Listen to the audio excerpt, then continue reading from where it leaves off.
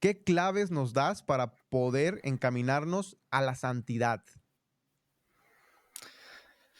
Es una muy buena pregunta.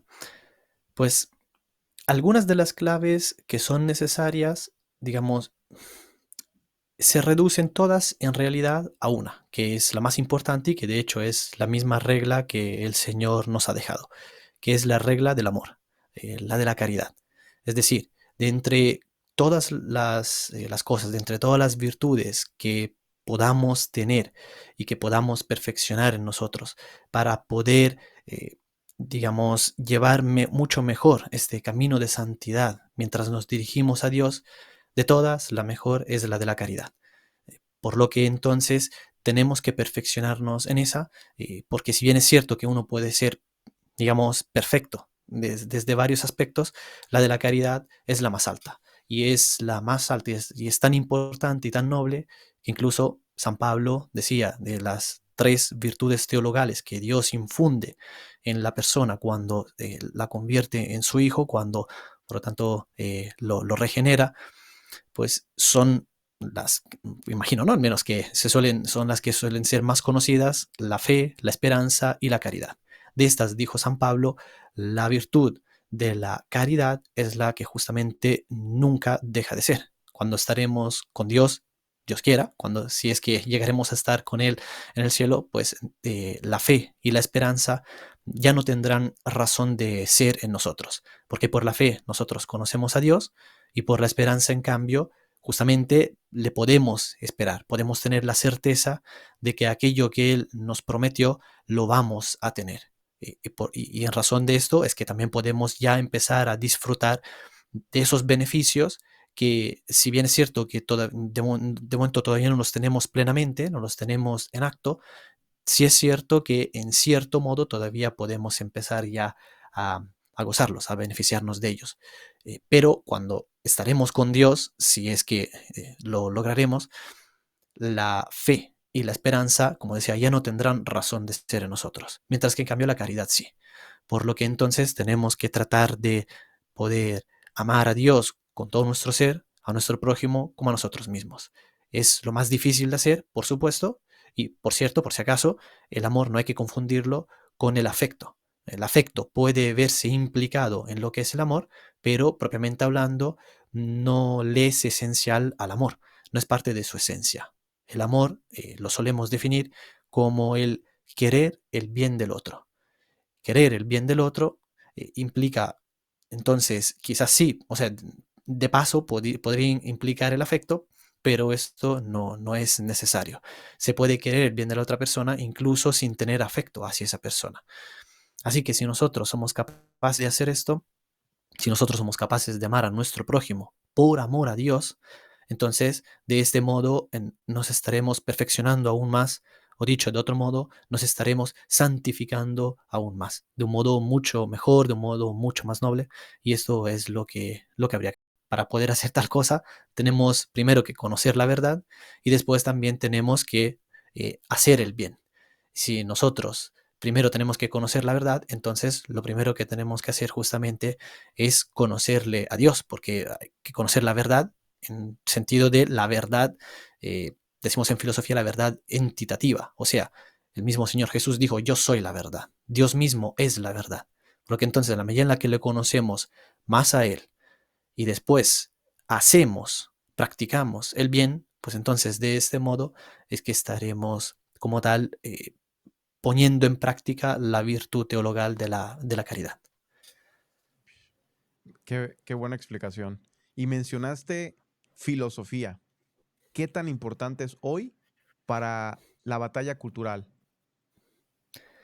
Es fundamental. Es fundamental sobre todo si es que alguien se quiere dedicar a esto. Mm, Porque la filosofía, eh, número uno, es el perfeccionamiento de la persona a través de la razón. La razón es, como tal, eh, nos compete a nosotros por naturaleza. Entonces, no hay en absoluto que despreciarla. Despreciar la razón, que implica el intelecto y la voluntad, digamos, sería en cierto modo como decirle a Dios Dios te has equivocado en la medida en la que hiciste mi naturaleza de tipo racional, por lo que entonces, pues yo voy a decirte a ti cómo deberían estar, cómo se deberían haber hecho las cosas. Entonces, en primer lugar, no hay que despreciarla. Para no despreciarla, hay que entonces perfeccionarse en ella, porque de nuevo nos compete a nosotros por naturaleza. Y la filosofía precisamente nos ayuda a esto. Por medio de la filosofía, nosotros podemos ser capaces de tener, digamos, certeza y un buen entendimiento de, número uno, cómo funcionan las cosas en el orden natural, y también entender mucho mejor, hacer inteligible aquellas cosas que en cambio pertenecen al orden de la teología, al orden de la fe o de lo espiritual. Por lo que entonces, por medio de la filosofía, y de hecho de esto encontramos filosofía, por ejemplo, si queremos ir a la Sagrada Escritura, la encontramos en todas partes, y sobre todo de un modo más pleno en el Nuevo Testamento, porque los apóstoles también eran conscientes de esto. Quizás no todos tenían el mismo entrenamiento en filosofía que otros apóstoles, pero aún así entendían la importancia de esto. Y además lo encontramos de un modo siempre más marcado después de los apóstoles, a partir digamos, de los padres apostólicos y luego también con todo el resto de los padres de la iglesia. Y lo tenemos así también a lo largo de toda la historia de la cristiandad. De hecho, es tan importante que prácticamente todos los santos que nosotros, digamos, conocemos, aquellos que sabemos que ya están disfrutando de la visión beatífica de Dios en el cielo, pues todos ellos justamente tuvieron un entrenamiento en filosofía. En la medida en la que más cerca se está de Dios, más uno se da cuenta de esto. Entonces la filosofía es fundamental, número uno, para que, como decíamos, uno se pueda perfeccionar como persona, pero también para que se pueda entender todavía mejor la teología y así entonces digamos, hacer más inteligible aquello que supuestamente decimos que creemos. Ahora, no es como tal algo en lo que todas las personas, esto es cierto, por diferentes razones, pero no todas las personas pueden como tal formarse en teología. Claro. Sin embargo, aquellos que se quieran dedicar a una batalla cultural, yo prefiero llamarla contrarrevolución cultural cristiana, Mm, aquellos que se quieran dedicar a esto, pero para ellos sí que en cambio les es indispensable una formación en filosofía, porque la filosofía es aquel terreno en común que tenemos con los no cristianos, mm, incluso con los cristianos, pero que a lo mejor no pertenecen a la tradición católica. Entonces, si nosotros podemos partir de ahí, vamos a poder, mm, digamos, hacer más clara, más inteligible la verdad.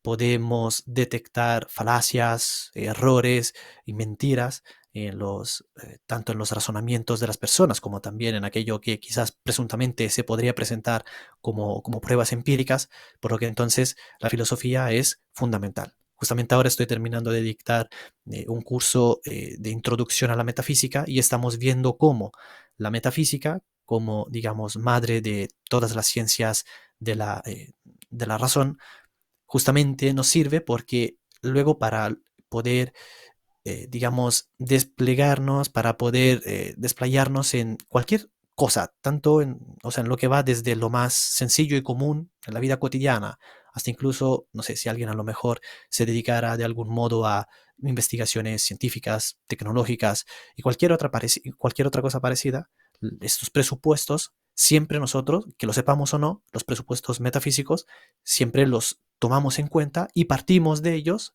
para relacionarnos con todas las cosas en la realidad. Pongo un ejemplo rápidamente para que esto se pueda entender bien.